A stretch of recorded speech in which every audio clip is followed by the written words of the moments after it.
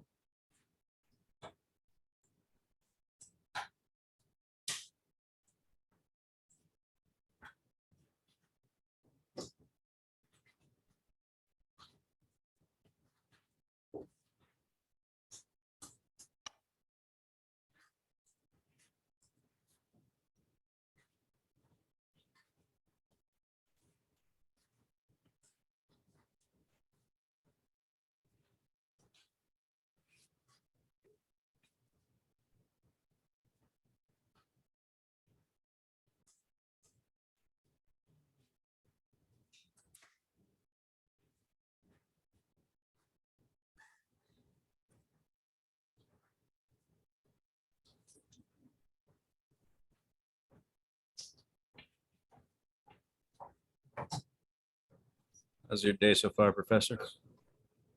What's up? How's your day so far? Oh, it's good. I'm a little tired. I didn't get that much sleep last night, but today's been good, productive. How about you? I feel you about the sleep. I use some more myself. Yeah, don't we all? Can't we all?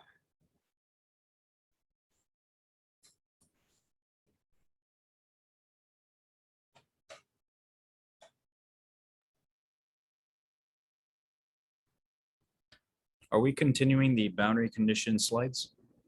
Yeah, we have a little bit, just a little bit left on that one, and then we're going to be starting the notes on material properties.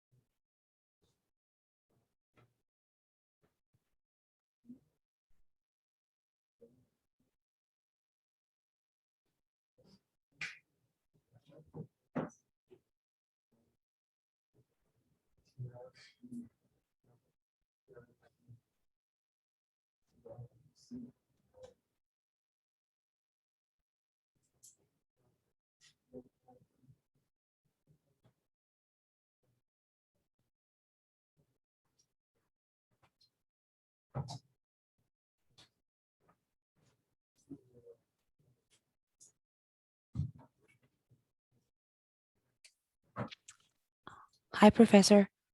Hey, how's it going?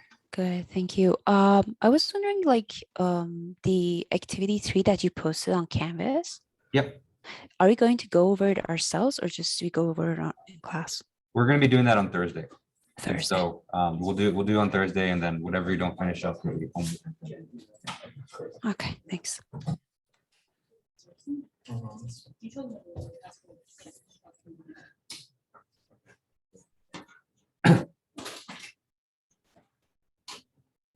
Yeah, the only new thing about me is I finally got a PS5. So Oh, congrats. yeah, looking forward to play it after all this, Nice, nice. after the semester at least. Are they easier to get nowadays?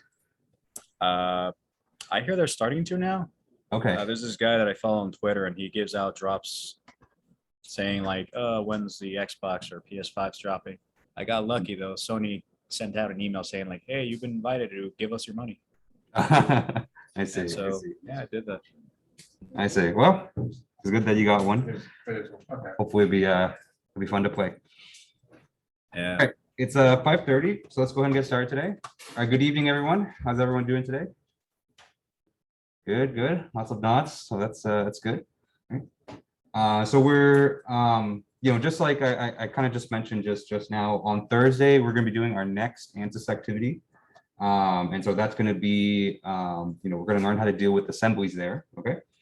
And I'm also writing your midterm project. And so I started that a little bit today. I had a little bit more to do than I thought. And so I was kind of hoping to get more done, but definitely, I'm starting to write it. It's starting to form in my head. And so, that'll be ready for you before the end of the week. Okay. And I think it's a good time to give the project, because, our third Ansys activity, I would say that kind of closes a big chapter for us in this class. Because by the time we finish the third Ansys activity, I would say you guys have all the basic tools within Ansys. And so, after activity 3, I'd say I feel confident that you guys could do, a finite element analysis. Okay. And then after activity 3, we're going to be looking into more, I would say, advanced features in Ansys. And so, from activity 4, and I think in this class I have 6 activities planned. Maybe you don't use everything that we'll learn in activities 4 through 6. But in activities 1 through 3, I think that applies to every single Ansys simulation. And so, I think that's a good point to kind of give you the midterm project, because then you'll have basically all the tools you need to, to do a good simulation. And actually, fun fact: so the first time I taught this class, there was only 3 Ansys activities, and so after activity 3, that was kind of it.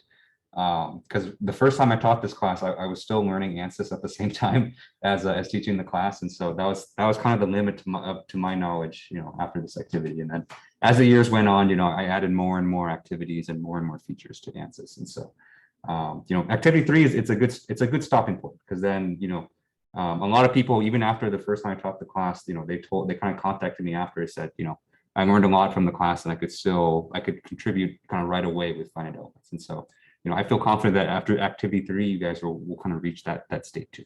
Okay. All right. And so the plan for today is I have a little bit of lecture notes left on the boundary condition notes, and then we're going to start our lecture notes on material properties. And so hopefully we get through everything, but if not, it's not that big a deal, and then we'll just finish it up next week. Okay. All right. So I graded your homework 2s over the weekend, and I posted the solutions for that as well. And so you can find those on Canvas. Okay. All right. So any questions on anything before we get started for today? Okay. All right. So let's go ahead and get started. Okay. And so we left off last Thursday talking about boundary conditions. Okay. And so I want to just kind of finish that up. And so the very last section that I have on the boundary condition notes is a section that I call kind of practical considerations for boundary conditions. Okay. And so I think this is kind of a nice section. I'm kind of glad that we kind of saved this section for now, because I think it kind of sums up everything that we talked about last Thursday and kind of gives you a good summary of what you should consider going forward when you're assigning your boundary conditions. Okay.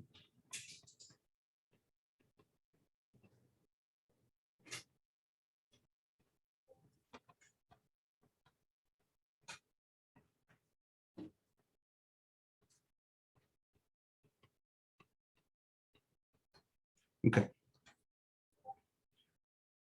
Right. So just like I mentioned before, boundary conditions are extremely important, right? And so if you you need to have good boundary conditions in order for your FEM to be viable. Okay. And so let's go through. I think I have three tips here. Okay. All right. So one, and so I think this is probably the most important point with boundary conditions is that remember boundary conditions are meant to accurately represent kind of the physical environment or the physical situation that your geometry is a part of. Okay.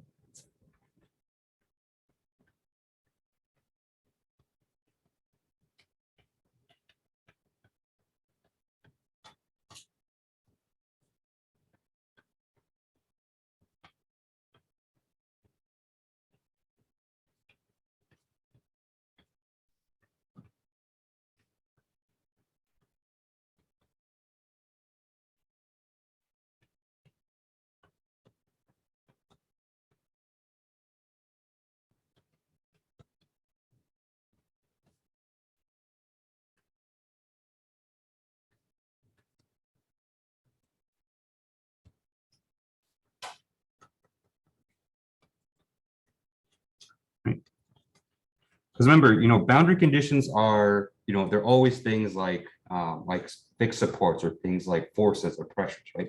All of these are always like external factors that are affecting the physical behavior of your system. Okay.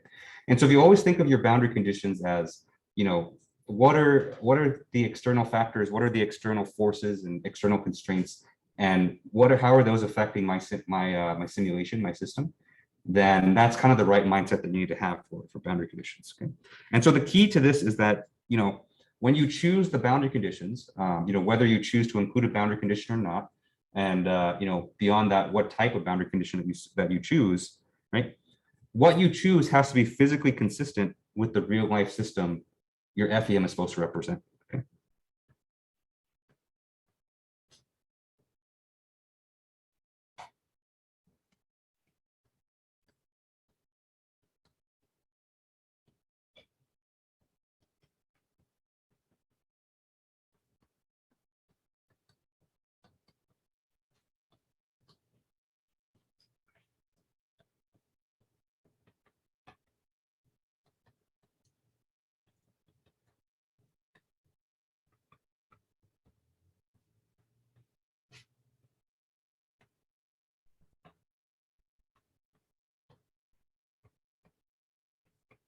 Okay.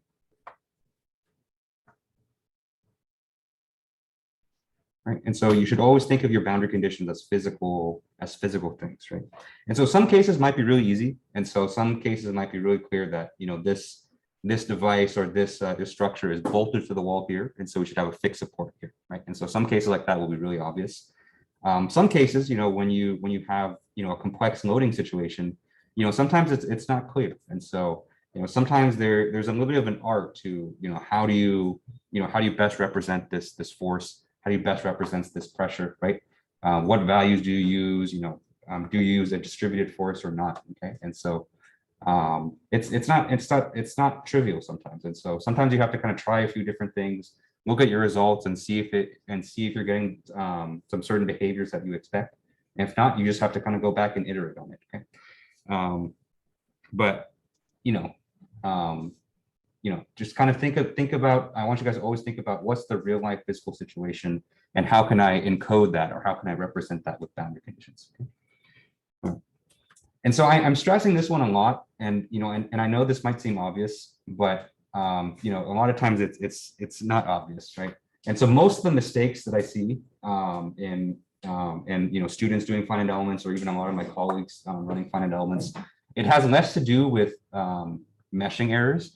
It's more on decisions on how they choose to model the boundary conditions. Okay, and so there's a lot of ways that you can mess this up, because I think the thing with the computer software like this, and especially computer simulation software, is that it's really easy to kind of just do whatever you want in the computer, and so you can make forces that are a billion newtons big, and nothing bad's going to happen, right? And so the computer is still going to be fine. And so I think there's an added freedom that comes with simulation that I think a lot of people take for granted. And so if you always kind of remember that to use that freedom to apply boundary conditions that are physically consistent, then I think you're going to be on the right track. That was a lot more grandiose than I meant it to be. It's not anything, it's not anything like that. I don't know what I'm trying to say. Okay, let's move on. Okay. All right. And so the next practical consideration that I have here is that, when you apply boundary conditions, of course, it has to be on something external to your model, but you have some choices on exactly what kind of geometry you want to apply it on. Okay. And so particular boundary conditions can be applied on a point, it can be applied on an edge, or it can be applied on a surface.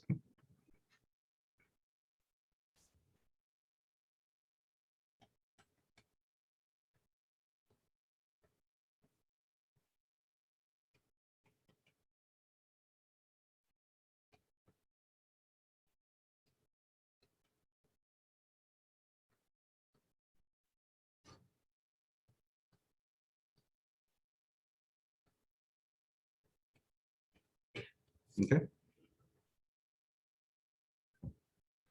And what you choose, of course, depends on the physical situation that you're trying to represent. Okay. But generally, if you have a choice, and if you kind of have the freedom to choose between these options, the best one, and the one that kind of leads to the most stable result, is always going to be a surface, right? A surface is going to be more preferable to an edge, and an edge is going to be more preferable to a point. Okay.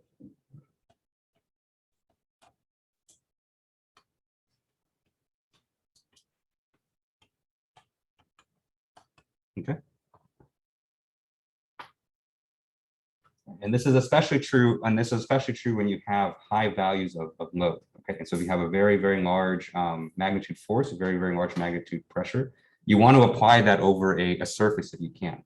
Because what can happen sometimes is if you apply a very large magnitude force at a point, then it can cause some numerical errors within your solution that are a little bit hard to explain. Okay, and so there's a whole section in one textbook that I have. I'm not using it this year, but for previous years that I've had, which goes over how to effectively use point loads.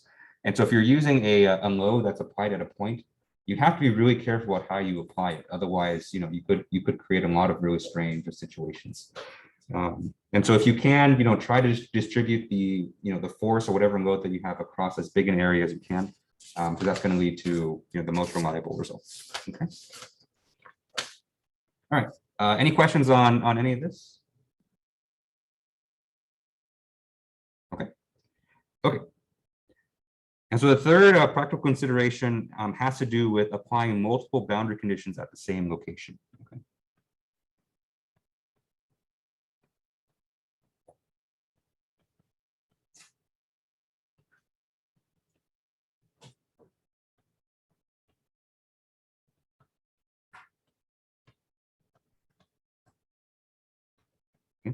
And so you can do this, and so there's nothing wrong with it. And so, and a lot of times it's necessary, right? And so if you have kind of multiple loads acting on maybe forces that intersect with each other, it's perfectly fine to apply multiple boundary conditions on the same surface, right? I would say maybe less common for structural finite elements, but this is very common for thermal finite elements, because a lot of times you might have a device and it's being cooled on the outside by convection. But it's also being cooled by radiation. So you would apply that on the same surface, and then so you would get cooling from both convection and radiation. Okay? And so it's definitely possible, but you have to be a little bit careful when you apply multiple boundary conditions of different types. Okay. Because remember, last time we talked about there's two main types of boundary conditions. So there are constraint type boundary conditions, and there are load type boundary conditions. Okay. And so I'd say probably the most common form of this is that you apply multiple loads at the same location, and that's perfectly fine. But if you apply both a constraint and a load at the same location, then the constraint type boundary condition will cancel out the load. Okay.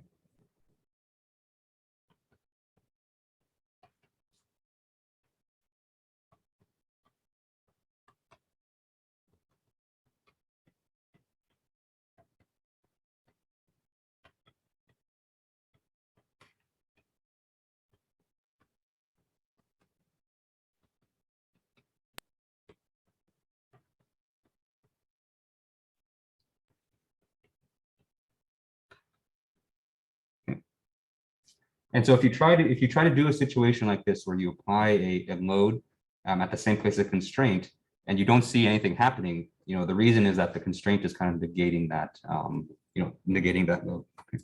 And so as an example, just to kind of show you, why this happens, let's consider a beam.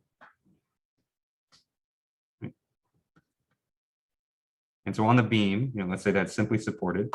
And so on one end, we have a pin support, and on the other side, we have a roller. Okay. If we try to pull the beam on the right side, right, this was fine because the roller support there doesn't stop any deformation in the x direction, right? And so if you pull on the right side of the beam, the right side of the beam will deform, and you're going to get a distribution of tensile stress within the beam. Okay. But if you try to apply the force on the left side, right? And so let's say if we try to push the beam from the pin support, nothing's going to happen here, right? Because you're going to apply that load, and then that load is going to run right into the constraint. And so the constraint is going to stop any kind of motion or any kind of deformation that might occur, right? And so if you try to run a simulation like this, Ansys might not stop you just because it might say that, we have a load, we have a constraint, then technically we can find a solution. But your solution from this is going to be completely boring. And so you're going to get basically zero deformation all the way around, zero stress, zero strain. Okay.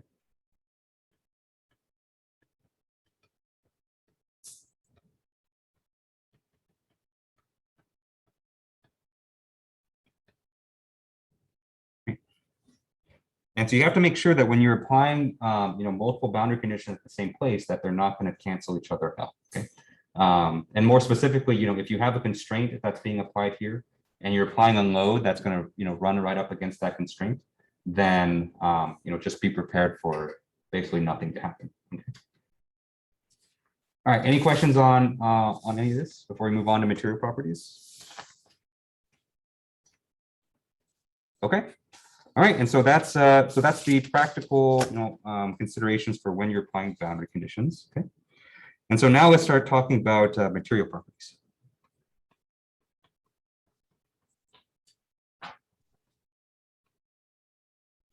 All right, and so up to this point, we've talked about meshing in finite elements. We've talked about boundary conditions, and material properties, I think, is kind of the last main area or last main kind of group of concepts to know in terms of things that can affect your simulation. Okay, and so let's define material properties first, right?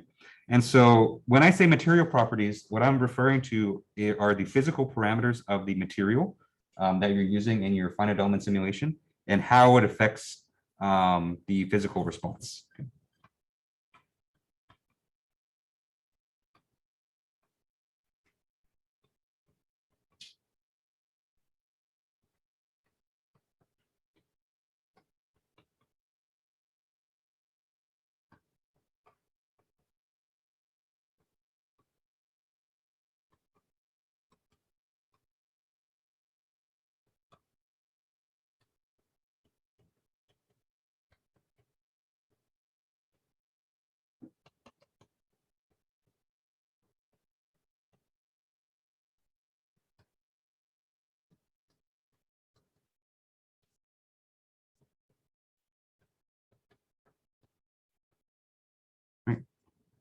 And so it's these material properties that separate, one material from the next, right?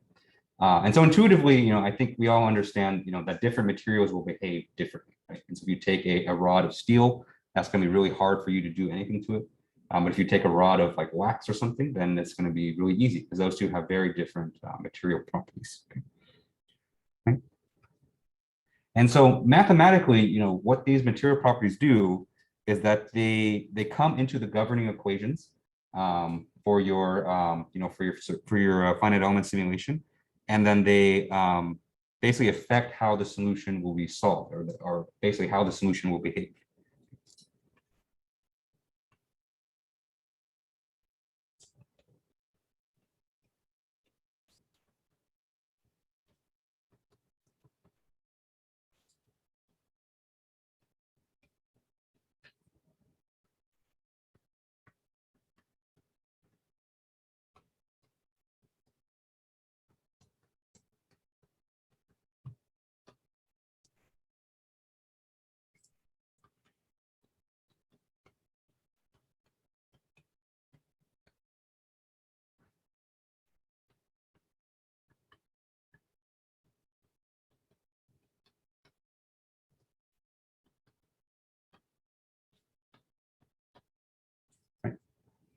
And so one, very quick example that we've seen a lot already in this class is the stress-strain relationship for a linear material, right?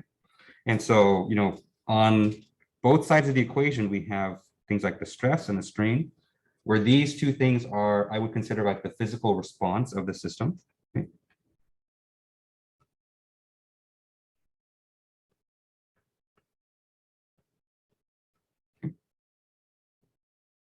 Physical response and the loading, I would say.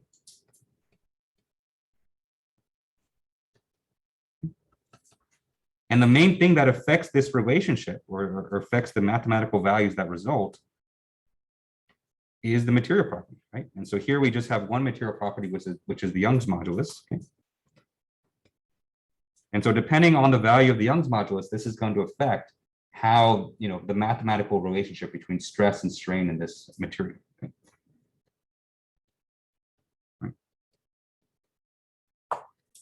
Right.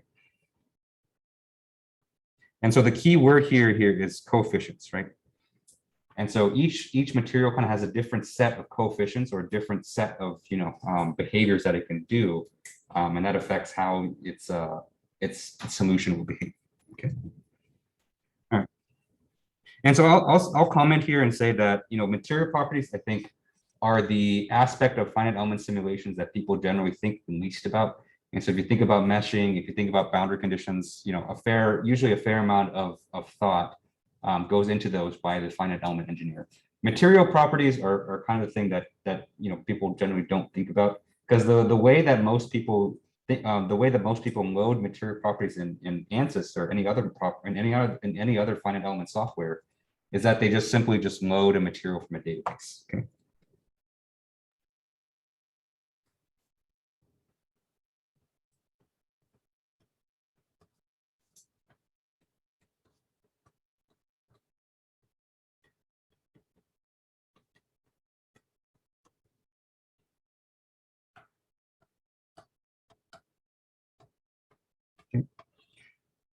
And a lot of times those databases are very, very well designed and very well structured. So you can just load a material and then just have everything there for you. Okay.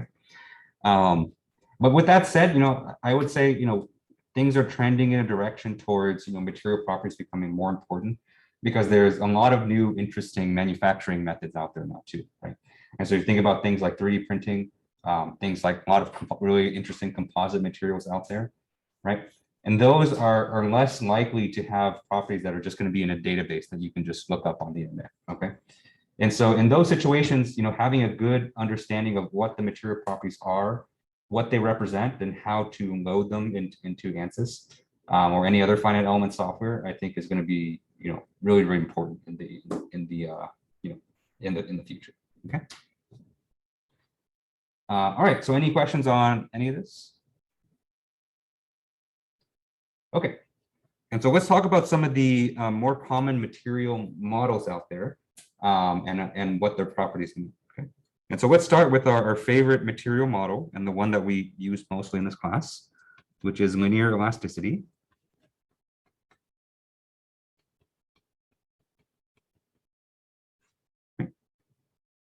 And so linear elasticity, remember, these refer to materials where the stress-strain relationship is purely linear. Okay.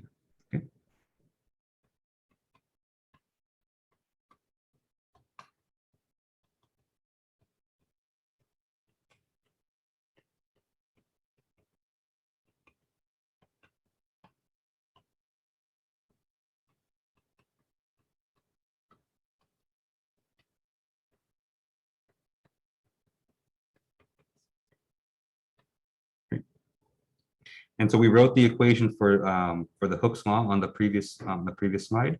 But if we draw the stress-strain relationship here, so we've seen this a million times already in this class, and so it's just going to be just a linear line like that. Okay. Where the slope of the line right here is going to be E, which is our Young's modulus. Okay.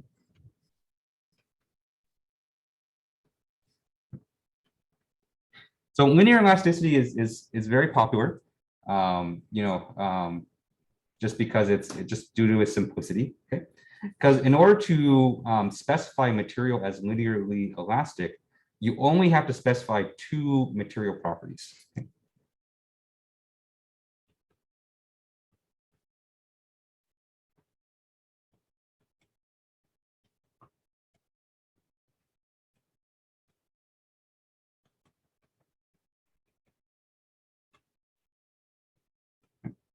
And so I want to go over what those two are and what they physically mean. Okay. All right. And so the first one that we have is the Young's modulus.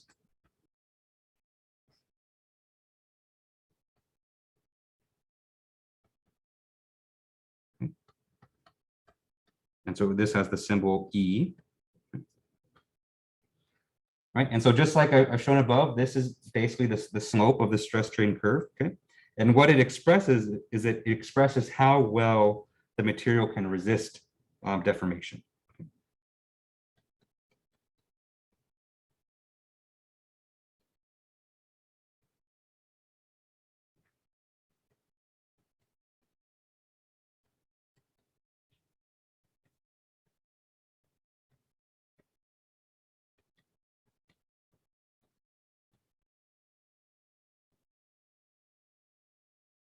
Okay. And so higher values of Young's modulus basically means that the material can resist deformation a lot better. Okay. And so if we look at the stress strain curve, right? And so let's say that we have a material with the higher Young's modulus. And so that means that the stress strain curve might look something like that. Okay. So it basically has a higher slope. And the way that you can interpret that is that if you want to have a certain amount of deformation, and so let's say that we want to achieve a strain of something like this. Okay. If we go to our first material, we can basically say that the amount of stress that we need to apply, or in other words, the amount of external force that we need to apply is only, yay high, right? According to this graph. But if we wanted to do that for our second material, right? We kind of trace this back over here. Then our second material, which has a higher Young's modulus, will require a much higher force or much higher stress in order to achieve that same deformation. Okay. And so generally you'll see that, the Young's modulus for a lot of metals will be very high because a lot of them resist deformation really well. Whereas, for a lot of softer materials like plastics, like your, wax or stuff like that, that's going to have a much lower Young's modulus because they resist, they don't put up that much of a fight against deformation. Okay. All right. And so just to give you some example values here. And so the Young's modulus of steel that we just mentioned is about 200 gigapascals. Okay. Whereas the Young's modulus of copper, which is as we all know, is a much softer metal than steel, this only has a Young's modulus of about 130 gigapascals. Okay. And so it's going to be a lot easier to deform copper than it is for steel. Okay. Almost twice as easy. All right, any questions on any of this?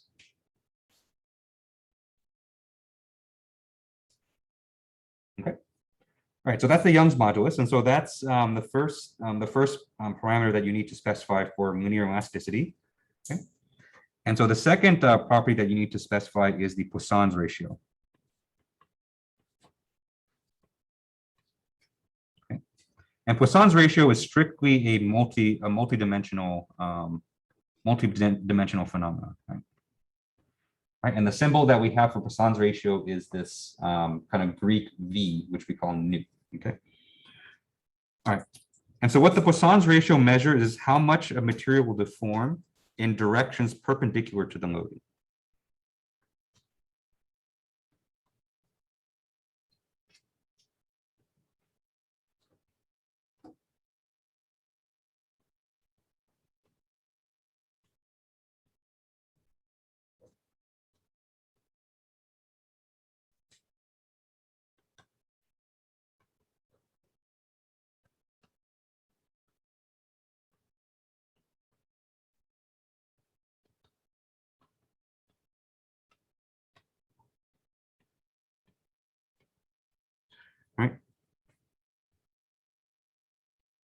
And so, just to give a quick example here, so let's say that we have a strip of material, right? And so if we pull on this material like this, right, we know that this material is going to elongate, right? And so it's going to become longer like this. Okay. But what can happen sometimes is, because of conservation of mass, because the material is getting longer, then it has to get a little bit skinnier in some portions too, right? Otherwise, we wouldn't have the same amount of mass. And so what the Poisson's ratio kind of measures is, something like this might occur, right? And you might have like a neck that shows up in your material. Right? And so I would call this to be like necking right here. And so the Poisson's ratio is kind of a way to measure, how much necking or how much, something like this will occur. Okay, because this is a deformation that the material undergoes that's perpendicular to the direction of the loading, right? So the loading here is going horizontally left and right, and the necking phenomenon is a vertical deformation. Okay. And so the reason Poisson's ratio is called a ratio like this, because it is, it's literally a ratio of how much, transverse deformation versus, one in the loading direction. Okay. And so the possible values for Poisson's ratio can range from 0.0. Okay. And so let's call this possible values. Okay. And so the possible values for Poisson's ratio could be as low as 0.0. And so if it was this low, then this is basically saying that we have no perpendicular deformation.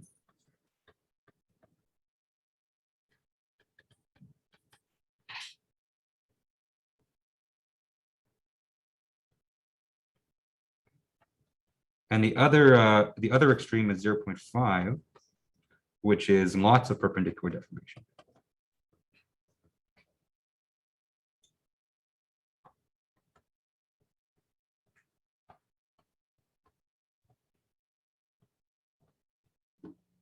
Okay. And most materials are going to be in between these two extremes. Okay. And so for a lot of the materials that we're going to use in this class, we're going to use a lot of metals, some plastics. And so those tend to have Poisson's ratios around like the 0.3, 0.35 kind of range.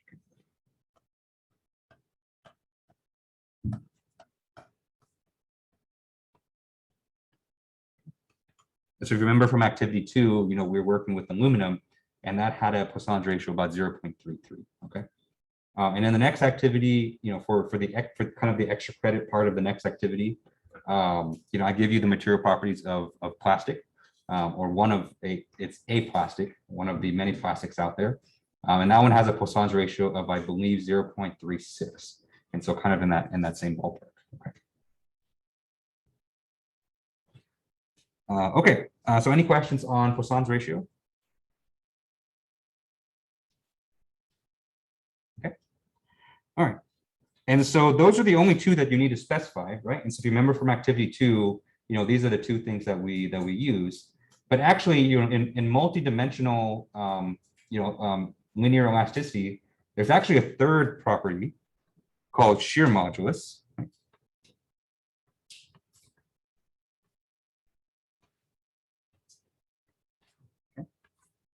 And so the shear modulus, it has a symbol G typically. And so what the shear modulus represents is how well the material can resist shear deformation.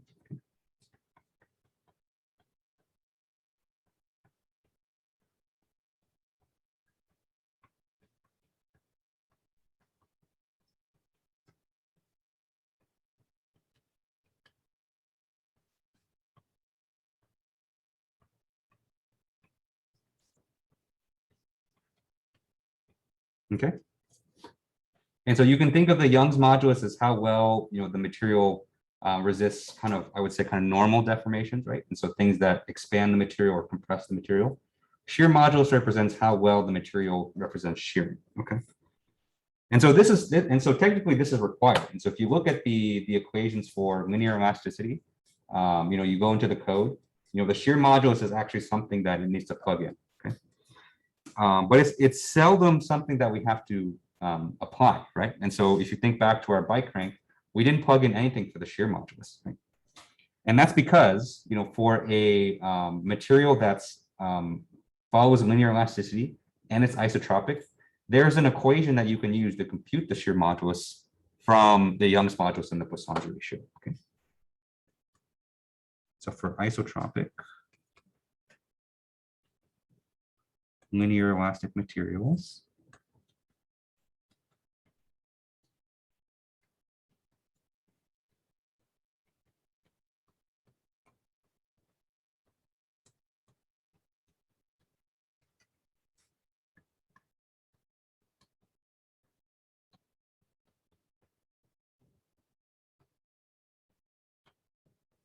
the shear modulus is related to the Young's modulus and Poisson's ratio by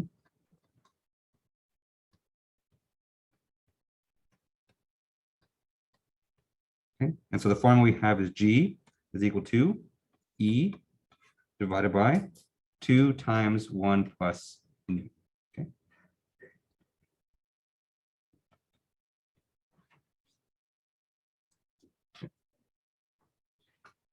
And so basically, what this means is that if you specify the Young's modulus of the material, if you specify the Poisson's ratio for the material, then you can automatically compute what the shear modulus will be. Okay. And Ansys actually does this automatically for you. And so, you don't have to compute the shear, you don't have to put in a value for the shear modulus because Ansys just computes it directly from the Young's modulus and Poisson's ratio. Okay.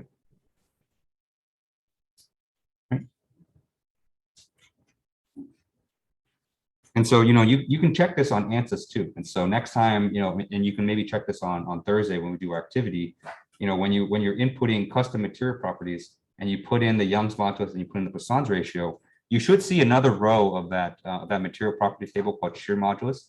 And as soon as you put in the Young's modulus and Poisson's ratio, the shear modulus entry will automatically be computed. And the way it's being computed is through this formula right here. Okay. All right, any questions on shear modulus? Kind of a quick side note, I find it kind of funny that whoever came up with shear modulus didn't attach his name to it, because if you look at the Young's modulus and you look at the Poisson ratio, like those are obviously named after the people that discovered them. But whoever came up with shear modulus was really modest and just named it shear modulus, which is really helpful, right? And so you read shear modulus and you kind of know exactly what it's supposed to do, because you see shear and you see modulus. But I've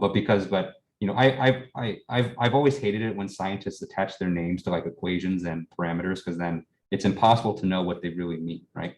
And so if you've never taken a structural mechanics class and someone tells you Poisson's ratio, you would have no idea what it means, because you might think maybe it's like a weird cooking thing. I don't know, like Poisson means the sea, right? And so I much prefer, when people name stuff, based on what it's actually used for, then it's a lot more useful, and a lot less memorization that you have to do, because I don't give a crap who Poisson was or who Young was. I just want to use their properties, right? Okay, rant over. What's up? Oh, maybe, yeah, maybe he just forgot, but I thank him for it. It's a lot easier to remember what shear modulus does versus the other stuff. Okay. And so these three properties here are needed to specify a isotropic linear material. Okay? And so I threw kind of a new term at you through here called isotropic. Okay? And so let's talk about what that actually means.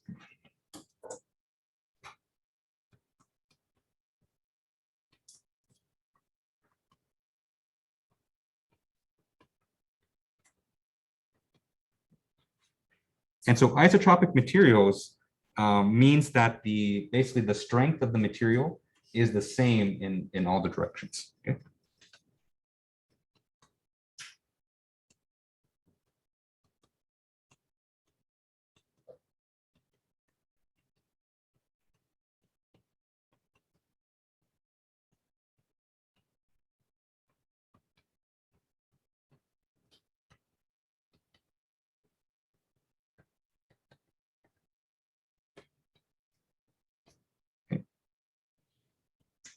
And so that means no matter which way that you load a material or which direction that you load a material, you're going to basically exhibit the same amount or same magnitude of deformation, right?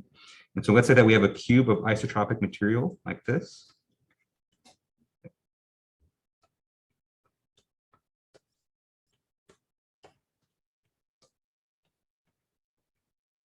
And so if we load this material, let's say that we try loading it in this direction, right? Maybe we'll load it in this direction here, and maybe vertically here, okay? All of these configurations will produce the same amount of deformation as the other ones because our material is isotropic.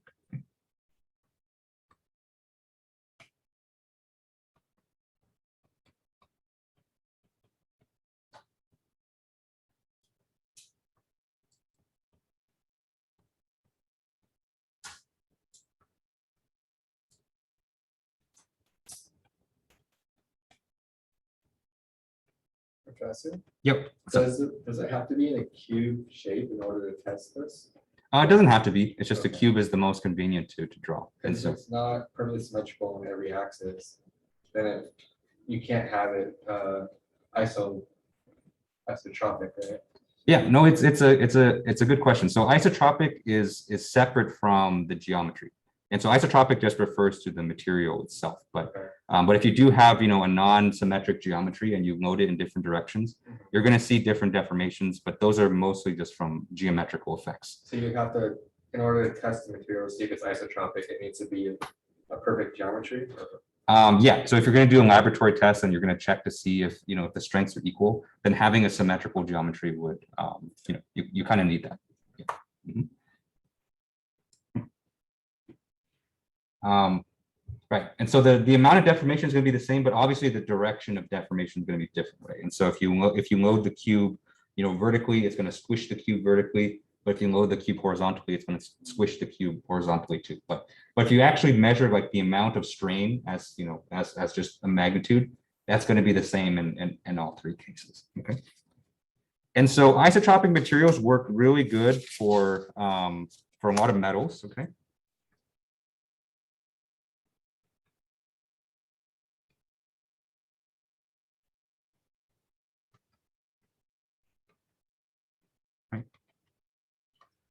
Which is really nice because metals are a very common engineering material due to its strength mostly and a lot of other superior properties. Okay, and the reason metals are isotropic is that if you look at its molecular structure, the kind of the defining characteristic for metals is that all of its molecules are very neatly arranged next to each other, and so they're all kind of look like soldiers in a line, right? And so for metals, it looks something like this, right?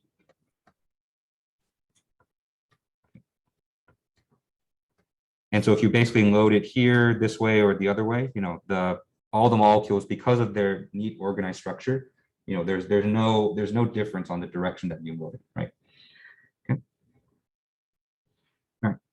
But there's a lot of engineering materials that actually don't that actually are not isotropic. Okay. And so in those situations, we have to use a slightly more complex material model. Okay.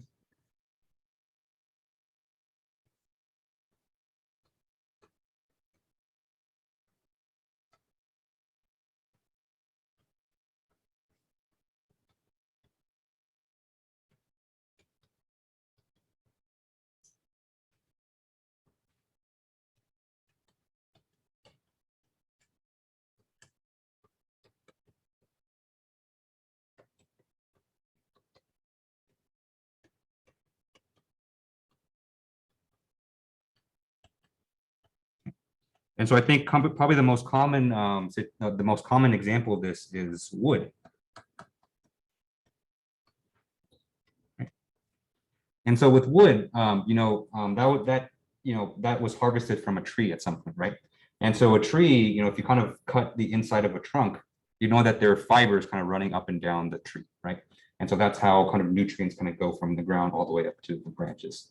And so the direction that those fibers run have a big impact on the strength of the wood material, right? And so what you'll see mostly is that if you load a piece of wood in the same direction as the fibers, you're going to get much more strength in that wood than if you try to load it perpendicular to those fibers, right? And so if you're trying to use any kind of wood material for your engineering project, you want to align those fibers in a direction where, that you think is going to experience the most load, okay? But because wood has this, property where its strengths are different, then you need another material model to compensate for that, right? And so you can't consider it an isotropic material because you know that the strengths are going to be different in the other materials and the other directions.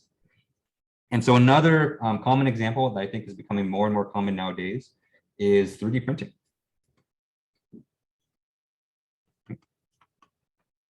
And so a way that a lot of 3D printing occurs is that, you basically kind of build whatever part you're printing layer by layer, right? And so just naturally, because you're building another layer on top of, a layer that was already there, the direction on which you print, that direction is just naturally going to be a lot weaker than the other directions. And so if you're going to be running a kind of a structural test on a 3D printed, even if you just do a 3D printed cube, what you'll see it's going to be fairly strong in the directions perpendicular to the printing direction. But if you try to pull your part in the printing direction, it's going to be a lot weaker. Okay. And so in that case, you need a different material model to handle that as well. Okay. And there's mathematically there's a lot out there. And so on the next page, I'll cover kind of two ways that you can handle these kinds of materials. Yeah. So would a resistor be have like a would it have like a if you want to disconnect or like no solid be stronger to a regular I would think so. I don't know enough about the process to give a solid answer for that, but just intuitively, I would think that it would be stronger. Yeah. Thank you.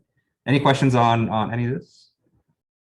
Yeah, so isotropic would just suggest that we would only need two material parameters. Yes. Yeah. Yeah. For isotropic, the only thing you need is just the Young's modulus and the Poisson's ratio. Because underneath kind of the hood, kind of what you're assuming with isotropic is that you're assuming lots of different symmetries within the model. And so with that Young's modulus, it kind of gets applied to lots of different directions, automatically. But for the two material models that we'll go over on the next page, we kind of pull back some of those assumptions. And so that requires more parameters, but it also gives you more flexibility in how you define it. Yeah. Okay. All right.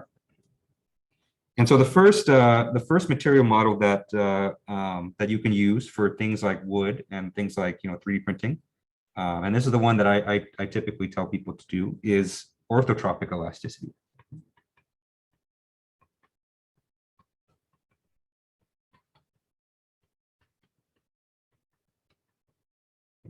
Oops. All right. And so orthotropic elasticity, basically you can kind of think of it as taking your isotropic material and then just multiplying it by all the different directions. Okay. And so in total, what you need to do is, in order to specify an orthotropic material, is you need to specify 9 different material properties.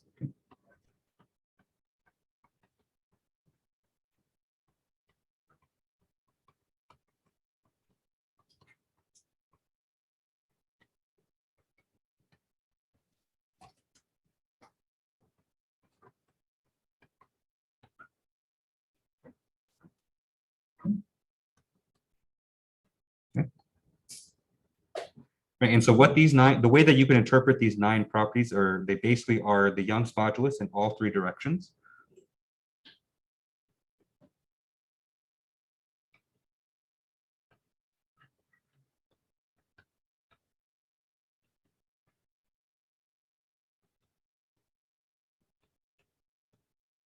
Okay, so that's X, Y, Z traditionally.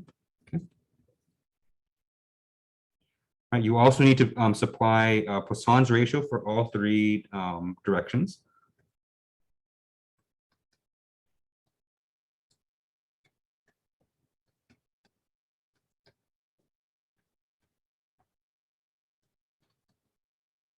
Okay.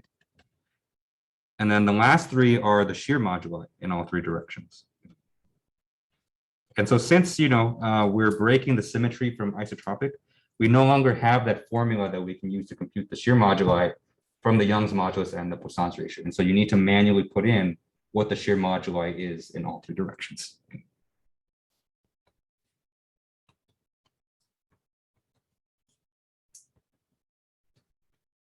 Okay. Right. And so a lot of woods are classified as orthotropic materials. And in fact, there's a paper that I found online that lists just tons and tons of woods for, that are used for engineering applications, and it lists the orthotropic, material constants for that. I think I've listed that. So I have a one of the appendix notes that we talked about last time. One of them is for anisotropic materials, and I think I linked that paper in that appendix. And so if you're interested, you can check that out. Okay. But usually this is the one that people start with, and so once they know that the material is not isotropic, then orthotropic is usually the first one, because this is, even though 9 seems like a lot, it's not nearly as bad as what it could be. And in fact, these 9 material properties here have kind of, I think, in my opinion, very clear kind of definitions for what they are. And that's not true for the next one. Excuse me, Professor, I have a question. Sure. For the shear modular, isn't that one the it just includes Young's modulus and Poisson's ratio? I mean, so it's just basically those two. It's just, or is it just? Yeah. Are we just including it again? Yeah. So what I was saying was that for an orthotropic material, you can no longer assume that this formula holds. And so this formula only holds here for isotropic materials. Oh, I see. Because we only have one Young modulus and one Poisson's ratio here. But for an orthotropic material, we have 3 different Young's moduli and 3 different Poisson's ratio, and all of them kind of contribute to the shear moduli. And so there's no formula relationship for that. And so that's why you have to manually input it by hand. In some ways, it's nice, because then it gives you kind of flexibility. And so if you have a material that has very interesting shear behavior, then you can input that directly as the shear moduli. And most of these are tabulated in tables. And so these are not some things that you would have to determine yourself. And so you would definitely look this up in like some kind of material data sheet or some kind of engineering handbook, and then just input the values from that. All right.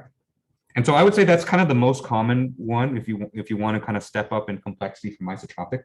This next one is it's available, I would say. It's in Ansys, but a lot of times it's just not practical. Right? And so that's the second one that I want to go over is a fully anisotropic elasticity.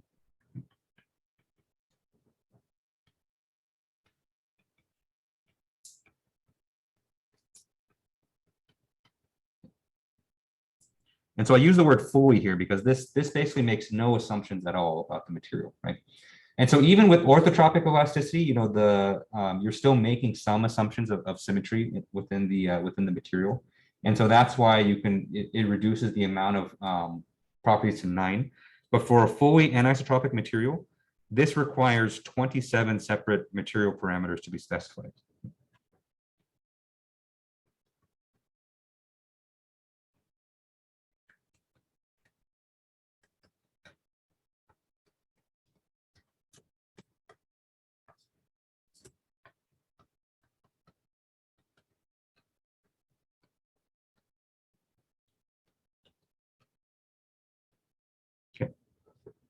And so it's truly, the most general framework. And so, if you want to have, the wackiest material, or if you're working with some kind of really wacky material that's not orthotropic, then you would have to resort to anisotropic.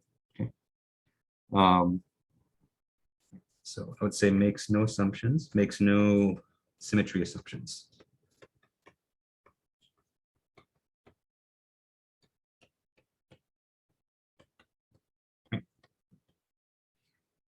Right. And so without any symmetry assumptions, basically what happens is that you can't equate any properties, as the same as each other. And so you need to manually specify all 27. Okay.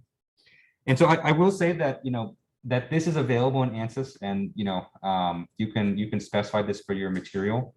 But for a lot of times it's just not practical, because there are very, very few materials that are classified as fully anisotropic. And in fact, I've never personally worked with one myself. And so, in theory, these exist. And in theory, you can use anisotropic to make an isotropic material and an orthotropic material. But for a lot of cases, you're not going to have to specify all 27.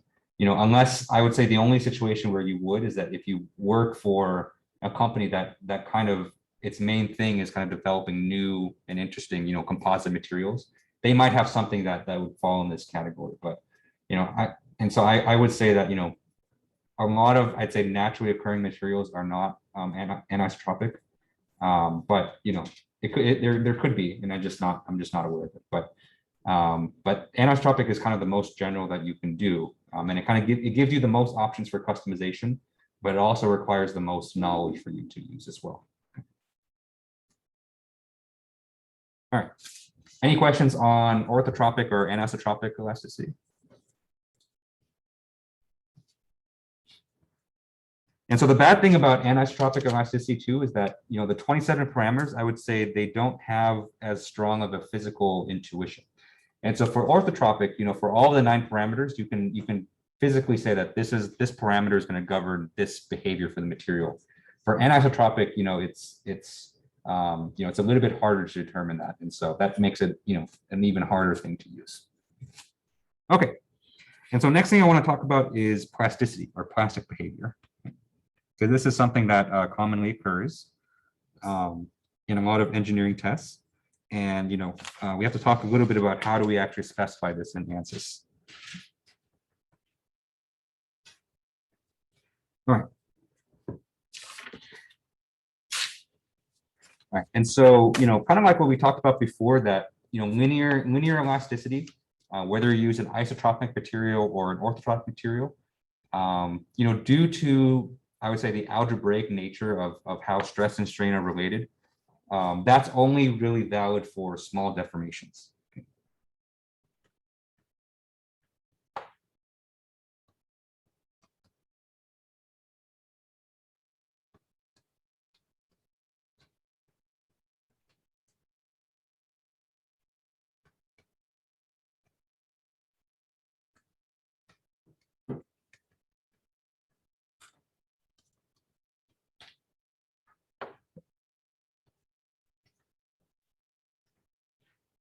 And one thing that we're implicitly assuming with linear elasticity is that when we release the load, and so let's say that we have a structure and we load it, and it deforms in a certain way.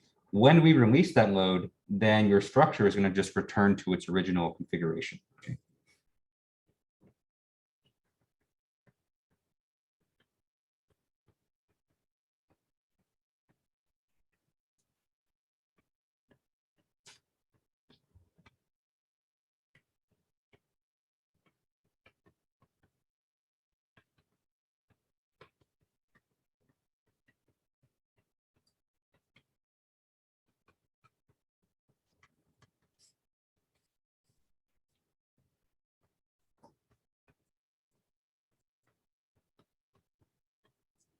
Okay. And so if I draw the stress strain relationship here again.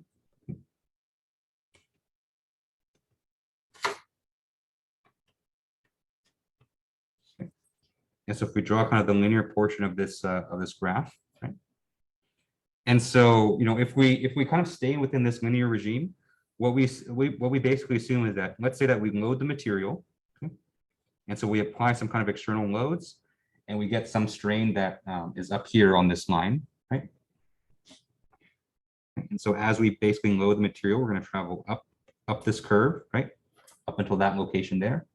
But when we release the load, and so when we take the load away, what's going to happen is that, we assume that we're just going to travel right back down the same path, right? Until we reach back to the origin, which is basically 0 stress and 0 strain. And so that's our resting configuration, okay? All right. And so that works great if you are working in this regime of small deformations, okay? But let's say that, you take this material, or you take your structure kind of past that point, right? As I'm sure, probably a lot of you are aware that once you get past this linear regime, then you start to kind of deviate from that linear graph, okay? And in fact, the point where the material kind of changes from this linear to this nonlinear behavior, we often call this the elastic limit.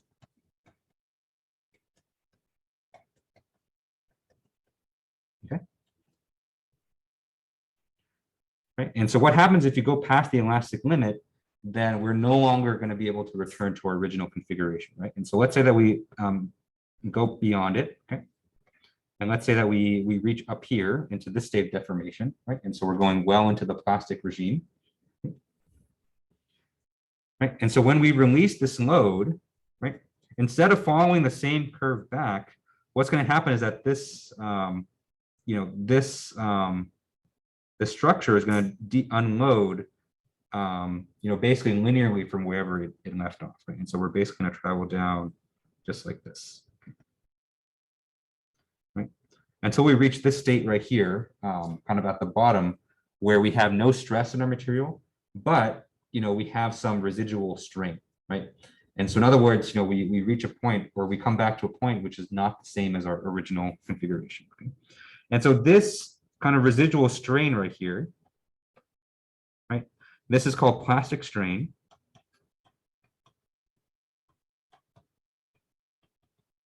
Right?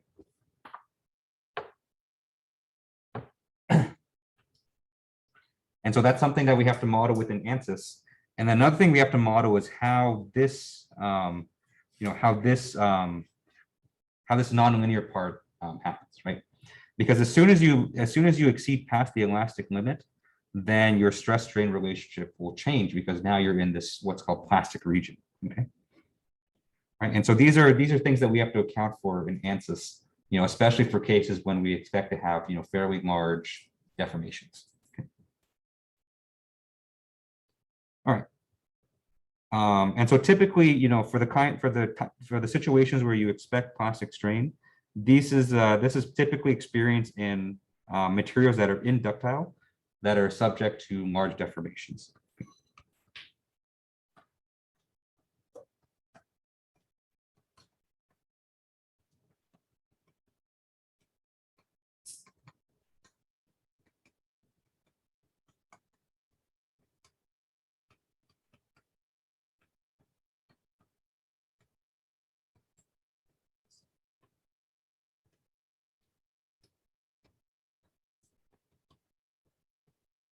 Okay. All right. Any questions on plasticity?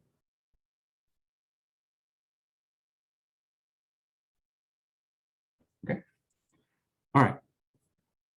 And so let's talk about how this applies to Ansys and just kind of finite elements in general, right? And so this graph right here, I'm confident that you guys have seen something similar to this in a previous class. But this graph right here is only for 1D deformation, right?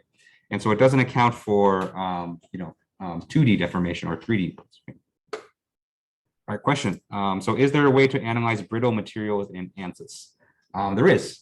And so, depending on what kind of material it is and how its stress strain relationship occurs. And so you can do basically any kind of stress strain relationship out there. And so as long as it has, that kind of relationship, you can do a brittle material for sure. Okay? And if maybe a linear elastic material doesn't make sense for the brittle one, there's kind of a whole another framework for stress strain relationships called hyperelasticity that we'll go over briefly at the end. And so maybe that might be another option for brittle material as well. And even beyond that, I know there's a lot more material options in Ansys that I personally haven't explored all that much. And so there might be better options for brittle materials in there too. But Ansys really was designed from the ground up to be something for structural engineers. And so they have basically almost anything that you can think of in Ansys. Yeah. Mm-hmm. All right. Yep. And so let's talk about how these ideas of plasticity kind of apply in three-dimensional space. All right. And so first, let's talk about how do we measure the point in which where we reach the elastic limit. Okay.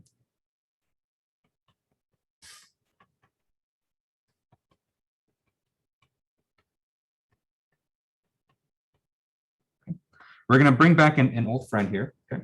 And so it's a friend that we've been seeing quite a lot in our Ansys activities so far, and that's the equivalent stress.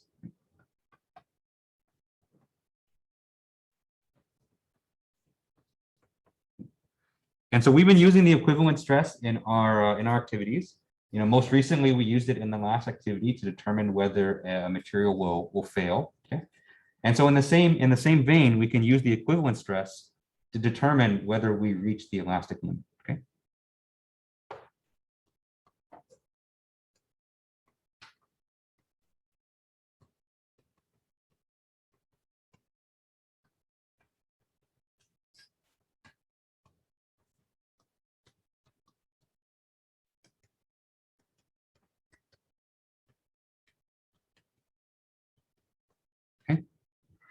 Because remember, the nice thing about the equivalent stress is that it basically takes all the different components of stress, all the directions of the normal stresses and all the shear stresses, and combines them together into a single number. Okay, and so that single number can be directly compared to, you know, what the elastic limit of your material is. Okay.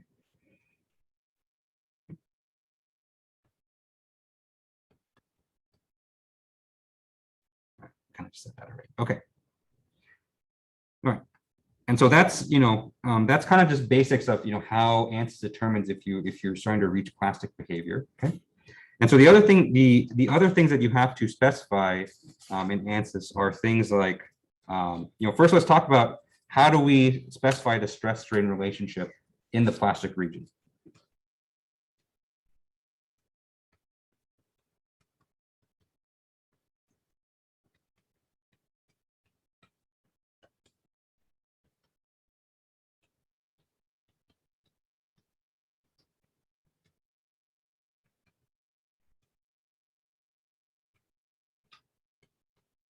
Right? Because in the plastic region, you know, we no longer have a linear, you know, relationship between those two. Okay. And it's no longer governed by the Young's modulus, right? And so I think most traditionally, you know, the plastic stress strain relationship is kind of represented as it's a curve that almost looks like square root of x. And so you kind of have this kind of curve and it kind of goes off like that. Okay. And so there's kind of multiple ways that you can describe that within Ansys. And so the first way that you can use is called a bilinear stress strain relationship.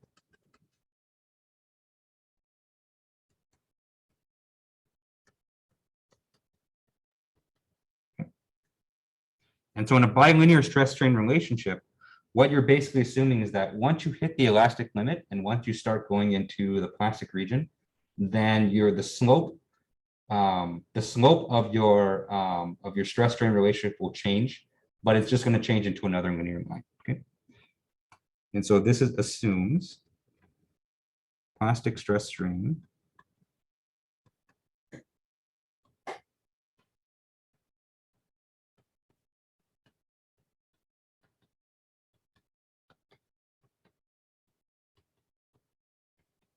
is also linear, okay, but with a different slope.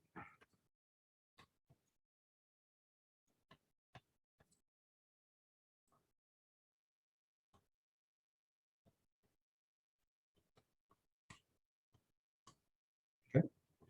Usually it's a lower slope.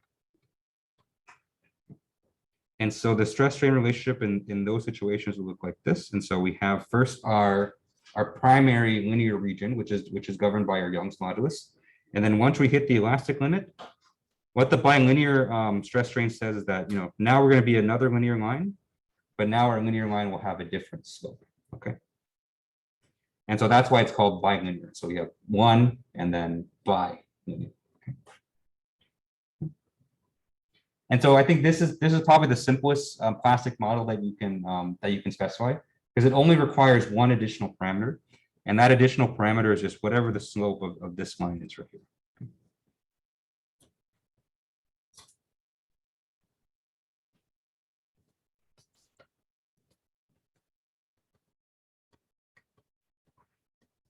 Okay. And of course, you know, this bilinear stress strain is a big assumption, right? And so it's not the most perfect model, because in reality, you know, for most materials, we expect the plastic stress strain to be, you know, something like like this, right? It's supposed to be more curved. And so this is only going to be an approximation of that, but it's a very useful approximation because it's so simple to implement. Okay. And so, if you do have knowledge of what the stress strain relationship in the plastic region looks like, the slope that you can choose for this is probably going to be the average slope of whatever this line is right here. Okay. And a lot of materials kind of already have this implemented for you, right? And so if you're loading in a material like from SolidWorks or from a direct database, right, then they might represent the plastic behavior like this. Okay. And so keep an eye out for this, because if they do represent it like this, just know that there's going to be some discrepancies because it's using a linear line to kind of approximate a curved one. Okay. All right. Any questions on bilinear? All right.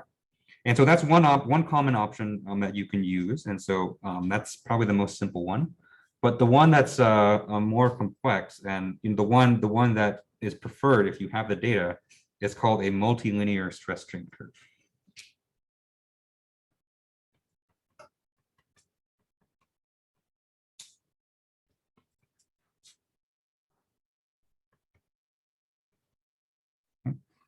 And so in a multilinear stress strain curve, what this does is that it approximates the plastic stress strain relationship with multiple linear lines.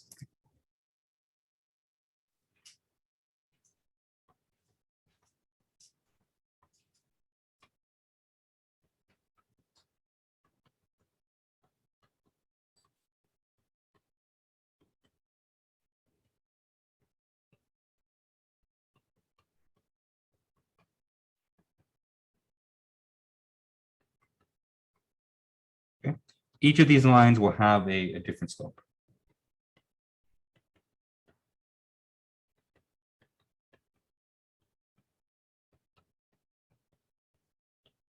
Okay. And so multilinear one might look something like this, right? So let's say that we have one like this, another one like that, another one like that, so on and so forth. Okay. And so the nice thing about multilinear is that you can get a much more accurate representation with this, rather than just one line.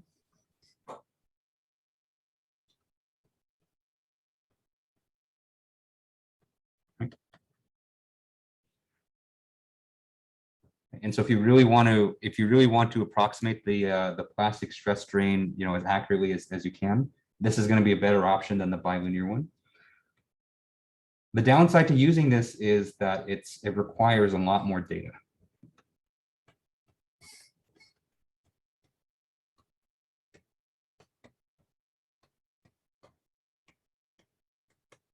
Okay.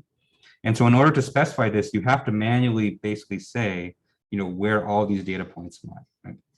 And so the way that you'll see this happen in Ansys is that they'll give you kind of like almost like a Microsoft Excel table, right?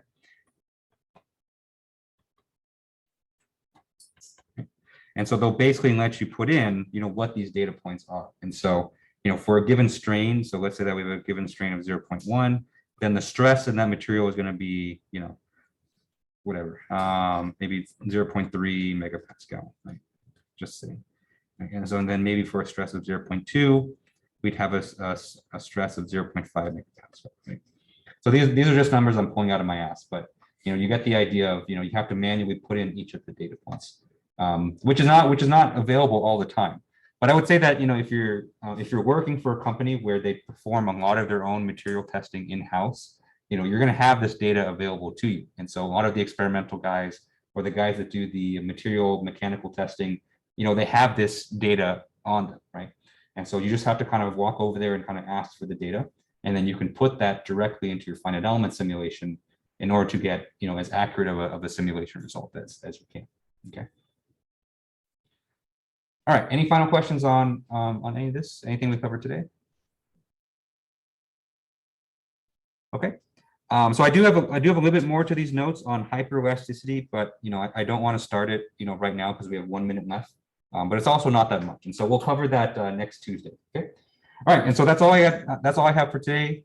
Thursday is going to be our next Ansys activity, and so if you're coming into the lab, of course you can use the Ansys computers here. But if you're joining from home, make sure you have Ansys Workbench open because there's quite a lot to this activity, and so I think this activity is going to take quite a bit of time. Okay. All right. So thank you guys for coming here today. Thank you guys for tuning in. Hope you enjoy the rest of your evening, and I'll see you on Thursday. Sounds good. See you Thursday, Professor. Thanks, Dr. Tran. Yep.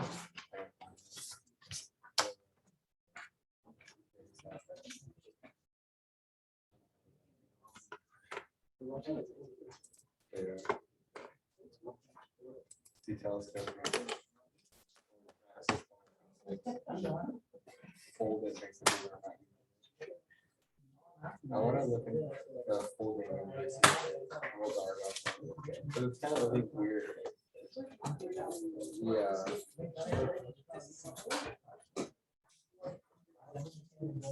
Yeah.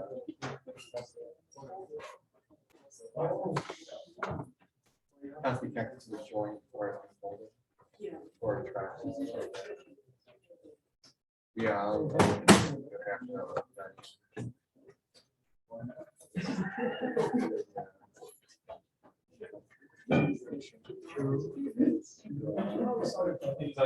Yeah.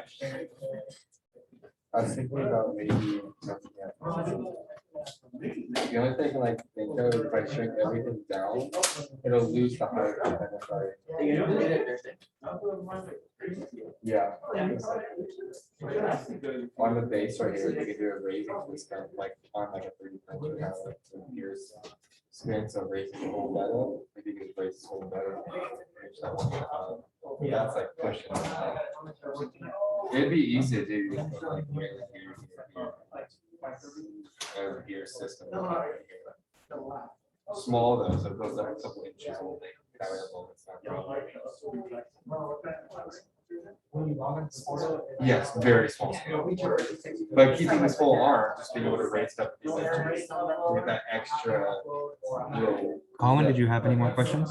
That's a lot of work just for like 3 inches. Okay, I'm gonna sign off then.